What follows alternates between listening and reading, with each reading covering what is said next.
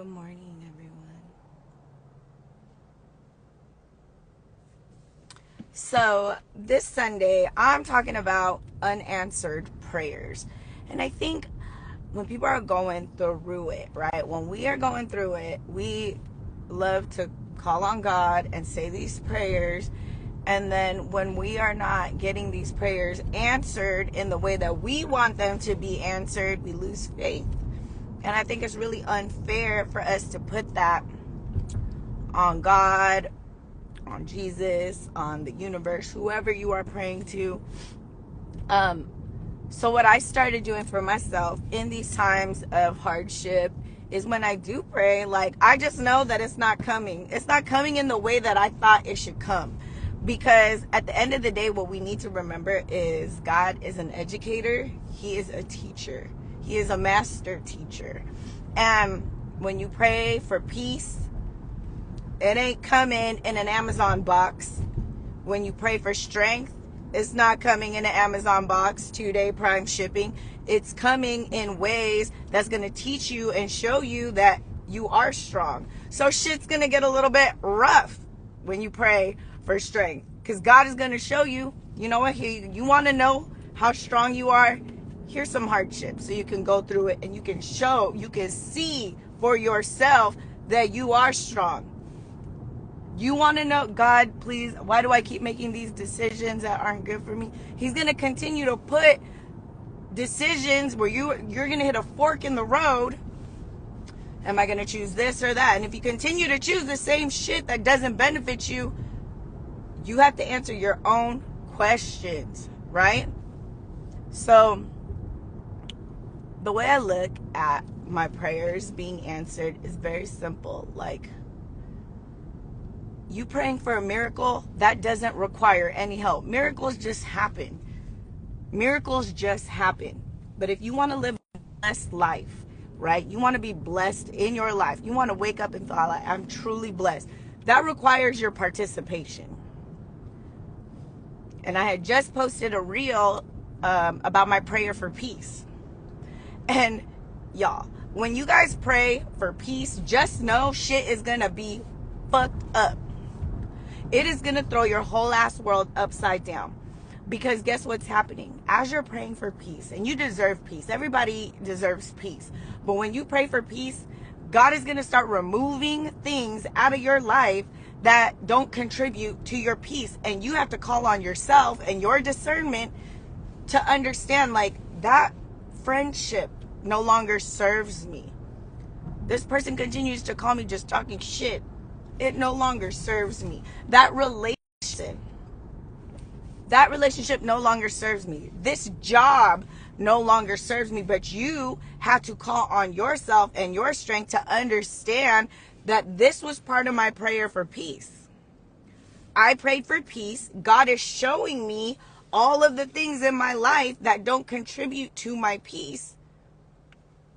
I have to be the one to participate in my prayer to do something about it. And that's where the problem lies. When you pray for things to happen, just know it's not coming in the way that you want it to come. But God will show you whatever you're praying for, that you have the opportunity to choose that. The prayer for strength for me is always like, whenever I know that I'm praying, like, God, please give me more strength. And then what happens is, like, you know, you're praying for strength, shit gets hard, and you're like losing faith because you're like, God, I just prayed for strength. Why is my life getting harder? Because he's going to show you how strong you are. Every day that you don't quit, that's strength. That's courage. When you are praying like, God, I don't want to live paycheck to paycheck anymore, and here comes a business idea that he put in your head and you're like, nah, I'm good. That shit is scary. If you are working 9 to 5 and you're living paycheck to paycheck and you are praying for not living paycheck to paycheck anymore, and you get this business idea or you see something that on Instagram that, oh my God, I want to do that. Like, I love that. Like, I would love to do that. And then you're just like, nah, I'm good. these business ideas, the things that are being put in my brain anyway, I don't know about you guys, but whenever I get an idea and my heart is like, oh my God, this is for me, I do that shit, because I know that business idea is coming from a higher place. That business idea is coming from God, it's coming from the universe, it's coming from my ancestors, it is coming from different places of people that care about me and my well-being. I don't ever shoo away business ideas that like resonate with my soul. I don't do that anymore. I don't let fear talk me out of a business idea that I know sits so right with my soul. I don't do that anymore. Old Jackie used to do that. Old Jackie that was living on fear, that was scared to step out on faith, the girl that always questioned her worth, she did that shit. Jackie today, when I got a business idea, I execute immediately. If I want to learn something from someone, I execute immediately, because I don't sit here and second guess the blessings that are the ideas that are being put in my space, because number one, it's never money motivated. If you start a business on the idea of money, oh, I'm going to make a lot of money doing that, it's a wrap. 50-50 you already lessened your chances of being successful, because money should never be your motivation. Money will come. Money comes so quick. Money comes to me easily. Like, I don't gotta make businesses around money, because my goal is to help. The more people I want to help with my online courses, with my business, with the med spa that I just opened, the more people I want to help, the revenue is just gonna come. If I focus on the impact and the goal is to help people achieve a certain something, I am just gonna naturally have more money. So money is never my priority, because at the end of the day, if you create a business around money and the money doesn't come fast enough, you're gonna quit. The motivation that you have around, because fucking owning a business is not like hitting the lotto. You are not gonna just, oh my God, I'm rich, I started a fucking business, I got my LLC, I got my, no, that's not how it works. So if you create a business around money, you're gonna quit. You're gonna quit. But if you created a business out of love for the service that you do, whether it's brows, lashes, body, teaching, online courses, because you love to help people, every time somebody says, hey Jackie, thank you for that online course, man, like it helped me get clients. Hey Jackie, thank you for teaching me how to do brows. Hey Jackie, thank you for doing my brows.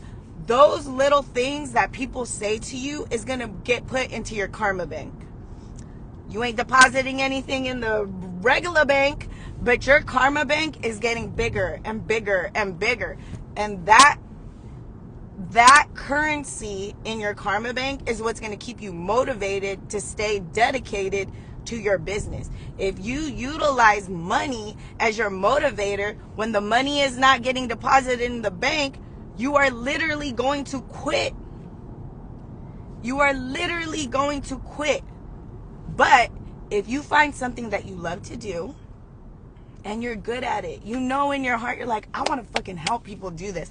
I want to help people learn this. I want to help people get more clients. I want to help people understand business. Like these courses that I've created, all my online courses was based on what I wish somebody would have told me, what I wish somebody would have said to me. I wish somebody would have told me how to get clients. You get what I mean? So it's like every time somebody's in my DMs like, Jackie, damn, like that shit worked. Jackie, like I just booked 2 clients. Jackie, I just closed 3 clients. Like that is getting put into my karma bank. So think about your karma bank before you think about your bank account. Because if you are out here just trying to start a business for the love of money, I promise you, you're going to quit. Because owning a business is fucking hard. Owning a business is hard. Running a business is hard. But you know what's harder to do? Going to college just because somebody said you should. Finishing college because you're like, fuck, I'm already a year in. I already owe money. I just got to keep up. Even though a part of you is like, do I want to do this? Going to college for something you don't even know you want to do is harder than growing a business. And you know what else is hard? Finding someone to pay you 6 figures is difficult as well. It's easier to grow a 6-figure business than it is to find somebody to pay you 6 figures. And this is coming from someone that has a master's degree in nursing. When I went into my side hustle, I was already making 6 figures. But the reason why I went is because it was either go back and get a second job as a nurse to pay back my student loans, or start a business and browse that I've been wanting to do anyway. So I was like, fuck it, I'm just going to do that. And another gem that I'm going to tell you guys right now, so for whoever's listening, listen up. If you have a side hustle that you want to make into your main hustle, go find a remote job. A job that you could do on your laptop. Go find a remote job that will allow you to practice your craft, learn social media, gain clients. That is literally how I grew my side hustle to be more than my main hustle. And I did it. My side hustle, the first year of opening, was already making the same amount as my nursing salary after taxes. The next year, I doubled that. So the next year, year 2, I was already making 2 years worth of nursing salary. By year 3, when I left nursing altogether, I made what it would have taken me 9 years to make as a nurse, I made in 1 year. And that is because the shift in my energy was all dedicated to me and the love that I have for myself and my business. Because when you work 9 to 5, especially the people that are like really, really like they about their job, they love, if you love what you do, I'm not saying leave your job, but there's people out there that take the money that they make from their 9 to 5 and they start investing in real estate. Generational wealth will not come from working for somebody else. I promise you that. And if a lot of your goals are around giving yourself, your kids, your family, the life that you never had, that is going to include generational wealth. Because there's people out here that are not getting any kind of real estate passed down to them, any kind of inheritance passed down to them. And I don't want that for my kids. I want trust fund baby kids. We all deserve trust fund baby kids. We all deserve to pass down something bigger than ourselves, and the fastest way to do that is through generational wealth. And when I look at generational wealth, I don't look at it just in terms of like real estate. I look at it like understanding investment, understanding real estate, understanding entrepreneurship. Because once you do the work to start a business, grow a business, and keep it going, you now hold the blueprint for the business. And I have done the same blueprint that I used for Browse, I have used to start my online business, and I use the same fucking blueprint to open my med spa as an RN. And now I'm going to go back to school to get my nurse practitioner. And this is coming from someone that was a ward of the court. Y'all do not think that when you are watching me and you are seeing me today, the version of me that you are getting today came from a lot of war, came from a lot of doubt, came from a lot of shame, came from a lot of guilt. I've been making mistakes since I can make fucking decisions. So when you see me on this fucking app, don't think that I came from money. The struggle was real. But what I want you to find comfort in is your mistakes will never define your fucking future if you don't let it. If you sat here and you made every mistake that you could possibly fucking think of, and today you saw this live and you're like, I'm not going to bring up my mistakes anymore. I'm going to decide to forgive myself for these mistakes, and I'm going to move forward with my life with the lessons that I learned from the mistakes, and I'm just never going to do it again. I'm not going to sit here and beat myself up over some shit that I did 10 years ago, 20 years ago. I'm not going to do that because that's not even going to benefit me. So if today you saw this live and you're like, you know what, I have been beating myself up for some mistakes that I made, I'm going to release myself from that shit. And today I'm going to do better for myself because I deserve better. This energy that you create within yourself, especially if you've doubted yourself for a long time, it's like a light, right? A small light, okay? But as you get good at loving yourself and showing yourself grace, that light gets bigger. And every time you pour into yourself, it just gets bigger and bigger and bigger. And now everybody that the closest to you, they're going to start to experience this light that you have, this energy, this beautiful energy of, If I can do it, you can do it. I deserve this, so do you. And then it gets bigger and then bigger. And then when you start to put yourself out on social media, it gets bigger. Now your healing journey becomes everyone else's too, just because you said you deserve it. I deserve it. You guys deserve it. I deserve to heal. You deserve to heal. I deserve a 7-figure business. You deserve a 7-figure business. But you got to step into your power. I can tell you all day long you're going to be a millionaire one day, because I truly believe everybody has the ability to be a fucking millionaire if they fucking put their mind to it. It's fucking easy. It just comes. But if you are putting shields of doubt and fucking limiting beliefs up, you better believe you're not going to get there. What I want everyone to remember is we are good at everything we want to be good at, including failing. And you guys can make the excuses, oh, I don't have support, I don't have this, I don't have that. When I talk to entrepreneurs, millionaires, a lot of them have the same story of like, I didn't have anyone, nobody supported me, nobody believed in me, and now I'm here. Everybody got a story. And everybody can do something different. Okay? I gotta go. I'm already late for class. I will see you guys soon.